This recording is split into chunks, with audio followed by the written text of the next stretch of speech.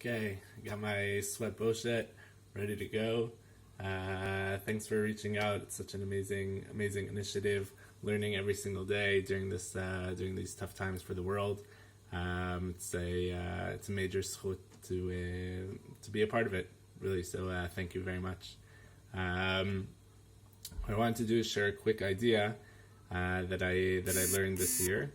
I think that in general, I think the Haggadah is such an amazing book, I guess you could call it, in that it's actually quite short in terms of the tochen. The content it's pretty short, and yet it just seems for like the past, I guess it's been around for, let's say, close to 2,000 years, 1,500 years. It just seems that every single rabbi or intellectual seems to put out a Haggadah with new ideas, new commentary, and it's just incredible to come to the Seder every single year and hear new ideas on such a short book. So just a quick idea that I learned this year. So at the end of Magid, we have the second bracha and the drinking of the second cup. Now, what I want to do is I want to focus for 1 second on the second bracha. The second bracha, there's a set of words or a pasuk that's completely different than any other time that those words are mentioned during Magid. The lashon of the bracha goes Asher ga'alnu ve'ga'alet avotenu. Asher ga'alnu ve'ga'alet avotenu, meaning that first we're blessing the God who redeemed us, and the God who redeemed our forefathers. Now, what's strange about the Lashon? What's strange is that every other time that redemption is mentioned during the Magid, it's the opposite.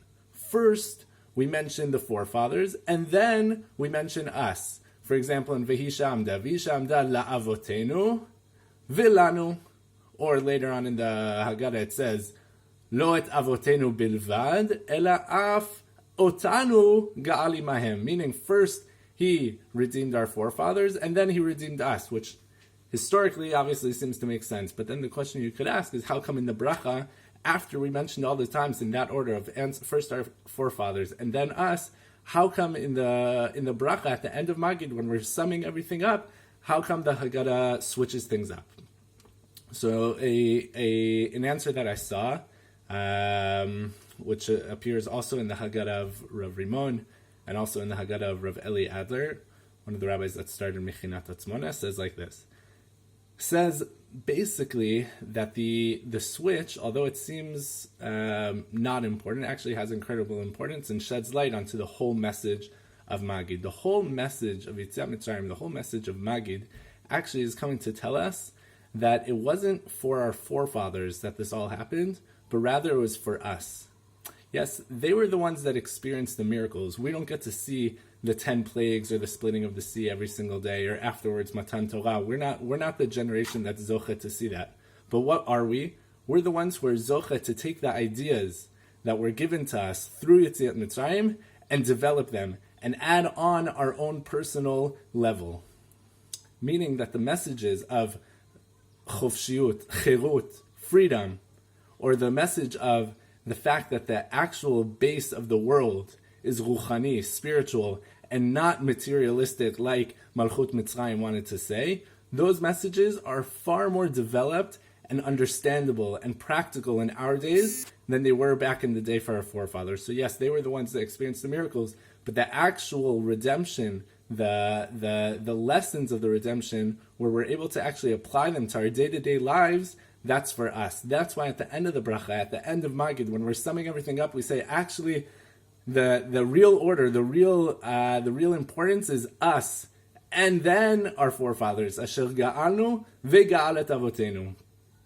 Taking that, we could also understand why at the end of the bracha it goes back to past tense. Baruch atah Hashem ga'al Yisrael, in past tense. So how come in the middle of the bracha it says Asher ga'alnu ve'ga'alet avotenu, first us and then them? But then in the end of the bracha, it sums everything up. It says, Baruch atah Hashem ga'al Yisrael, He redeemed us. Because that's the whole fact. The whole point is that Yetziat Mitzrayim, that's the source of everything. That's the source of the world that we know today.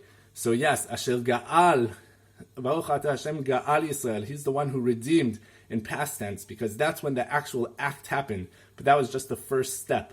Since then, we've been adding layer after layer. Every single generation, b'chol dor v'dor, every single generation adds onto their own level a new understanding, a new practical level of applying the lessons of redemption to the world, bringing a new light of Am Yisrael onto the world, teaching everyone what it's like to be a free person, to really take the spiritual shorashim of the world and bring them out into our practical everyday lives.